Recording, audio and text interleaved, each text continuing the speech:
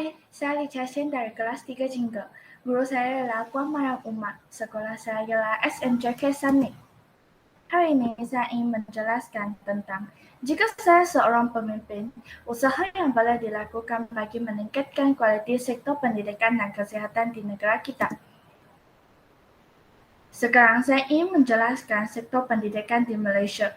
Pendidikan di Malaysia adalah suatu usaha berterusan ke arah memperkembangkan lagi potensi individu secara menyeluruh dan bersepadu untuk mewujudkan insan yang seimbang dan harmonis dari segi intelek, rohani, emosi, dan jasmani berdasarkan kepercayaan dan kepatuhan kepada Tuhan. Usaha ini adalah bagi melahirkan rakyat Malaysia yang berilmu pengetahuan, berketerampilan, beralam mulia, bertanggungjawab dan berkeupayaan mencapai kesejahteraan diri serta memberi sumbangan terhadap keharmonian dan kemakmuran keluarga, masyarakat dan negara. Antara usaha yang boleh saya lakukan bagi meningkatkan kualiti sektor pendidikan ialah menggabung konsep lama dan baharu. Krisis wabak COVID-19 yang melanda negara dan dunia menyebabkan wujudnya kecelaruan dalam semua bidang kehidupan apabila berlakunya pertembungan antara peranan sedia ada dengan tuntutan semasa dan akan datang. Kesannya, beberapa fungsi yang ada dalam aperjua pentadbiran termasuk sistem pendidikan yang biasa atau jadi relevan atau sesuai dengan kehidupan realiti masyarakat sesebuah negara pada masa ini. Dalam dunia pendidikan contohnya, sesi pengajaran dan pembelajaran yang lazimnya dilaksanakan secara bersemuka di sekolah tidak dapat dijalankan menyebabkan warga pendidik perlu berubah ke arah pengaplikasian teknologi sebagai pendekatan terkini. Oleh itu, gabungkan konsep lama atau sedia ada dengan konsep baru yang lebih relevan dapat memastikan peranan mereka masih dilaksanakan semasa dan selepas waktu krisis ini. Selain itu, saya akan memberi kemudahan beasiswa. Hal ini dikatakan demikian kerana memberi kemudahan beasiswa dapat membantu pelajar yang tidak mampu. Contoh kemudahan beasiswa adalah beasiswa persekutuan, beasiswa JPF, beasiswa Petronas. Di samping itu, saya akan memantapkan pentadbiran dan pengurusan sekolah. Pengurusan sekolah hendaklah mengamalkan budaya kecil cemerlang seperti mempunyai perancangan berfokus serta penghubungan awam dinamik. Akhir sekali, saya akan meningkatkan peranan masyarakat.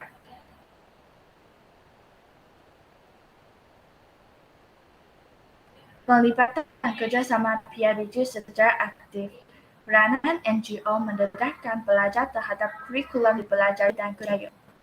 Sekarang saya ingin menjelaskan tentang sektor kesehatan di negara kita, di mana sektor penjagaan kesehatan yang dikendalikan oleh kerajaan berfungsi seiring dengan sistem penjagaan kesehatan swasta. Kerajaan telah membuat penambahbaikan dasar untuk mendorong kegiatan ekonomi dan meningkatkan kualiti industri penjagaan kesehatan. Dasar pengliberalisasian otonomi membolehkan hospital swasta, pusat perubatan pakar dan klinik pergigian swasta memegang sehingga 100% pemilikan ekuiti asing. Kemudahan penjagaan kesehatan swasta yang mapan disokong oleh dokter yang berpengalaman dan diiktiraf di peringkat antarabangsa dan kaki tangan perubatan terlatih telah menjadikan Malaysia sebagai destinasi pelancongan perubatan di rantau ini. Prosedur perubatan yang mempunyai permintaan tertinggi di negara ini adalah kardiologi, perawatan kesuburan, onkologi, ortopedik, pemeriksaan kesehatan umum, estetika, pergigian, dan neurologi. Antara usaha yang boleh saya lakukan bagi meningkatkan kualiti sektor kesehatan ialah memperluas perkhidmatan penjagaan kesihatan dengan penekanan di kawasan luar bandar dan pedalaman. Kementerian Kesihatan akan terus mempertingkatkan usaha untuk membawa perkhidmatan kesihatan supaya lebih hampir dengan rakyat. Akses kepada penjagaan kesihatan yang berkualiti akan dipertingkatkan dengan membina dan menarik talab lebih banyak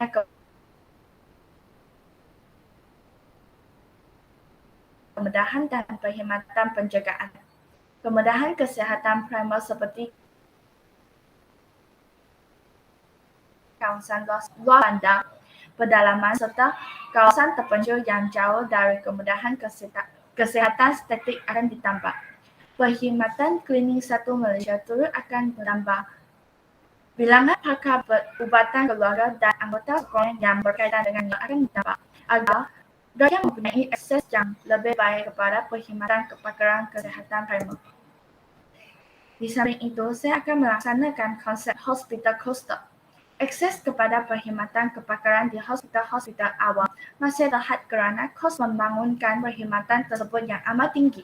Selain itu, masalah untuk melatih dan mengekalkan pakar perubatan di sektor awam menjadi penghalang untuk memperluaskan perkhidmatan kepakaran tersebut. Konsep hospital cluster akan diperluaskan di mana hospital negeri atau hospital berpakar dan akan dikelompokkan dengan beberapa hospital pakar lain atau hospital daerah tanpa pakar yang berdekatan. Dengan pelaksanaan hospital cluster ini akan meningkatkan kualiti perkhidmatan dan perkhidmatan kepakaran juga dapat disediakan dengan lebih meluas kepada rakyat melalui perkongsian serta penggunaan sumber sedia ada yang optimum dengan kos yang lebih rendah. Tambahan pula, saya akan menambah perkhidmatan pra-hospital dan ambulan.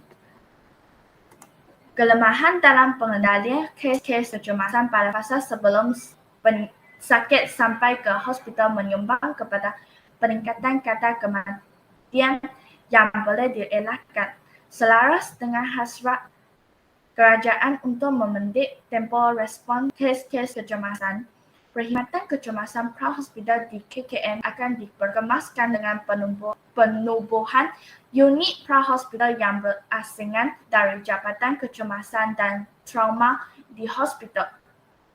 Unit pra-hospital ini akan bekerja sama dengan klinik kesihatan dan agensi-agensi yang lain seperti Jabatan Bomba dan Penyelamat Malaysia, Jabatan Pertahanan Awam Malaysia serta badan-badan sukarela untuk memperkukuhkan pengendalian kes kecemasan. Bilangan ambulan akan ditambah dan akan ditempatkan berdekatan dengan lokasi-lokasi panas serta dibekalkan dengan sistem pengesanan dan perhubungan yang canggih. Bagi memastikan ambulan tidak digunakan untuk kes bukan kecemasan, bilangan kenderaan Patient Transport Service Vehicle akan ditambah untuk tujuan perpindahan pesakit antara hospital. Akhir sekali, saya akan melaksanakan penjagaan kesihatan di kediaman dan dalam komuniti. Perkhidmatan penjagaan domisiliari akan diperluaskan untuk membolehkan lebih ramai pesakit yang memerlukan perawatan jangka panjang discharge awal dari hospital supaya mereka berada lebih dekat dengan ahli keluarga masing-masing di persekitaran rumah yang lebih selesa.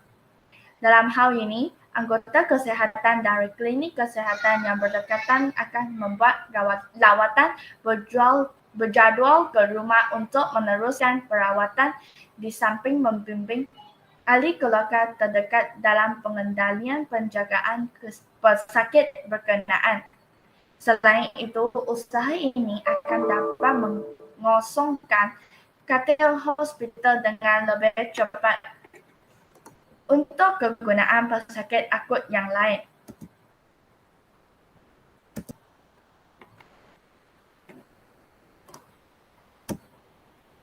Terima kasih.